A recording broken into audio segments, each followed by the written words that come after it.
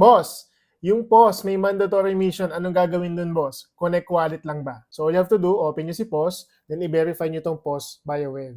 Guys, baka malito kayo ha. Sa in-app kasi natin guys, makikita nyo, ito yung mga connected wallets natin. So may mga nagko-question dito, bakit may Sol wallet naman daw na nakakonect, hindi naman siya nagko-connect. Even ako guys, hindi naman ako nag-connect dyan. So possible, baka glitch yan or bug. So what we do, ang gagawin natin is mag-connect tayo dun sa web app. So doon tayo mag-connect at doon tayo mag-verify.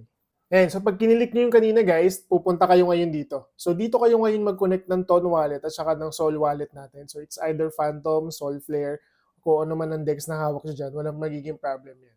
Magkakaroon ng confirmation, confirm nyo lang, then ayan, lalabas na siya, magiging okay na yan. So pwede na kayo ngayon bumalik sa application. So all goods na yung kanina guys. Ngayon dito, babalik tayo ngayon sa announcement ni POS. Sabi niya dito, out of 72 million users, 20 million lang ang nag-step up at nag-claim dun sa last recent event nila, which is the Grinch, yung ninakaw yung mga coins natin. Ito ngayon guys ang tanong dyan. Yung mga hindi nakapag-claim, yung 72 million, so meaning 20 million lang nakapag-claim, so mas malaki ang chance ngayon na medyo magiging maganda yung laban natin sa market kapag nag-list tong tokens na to.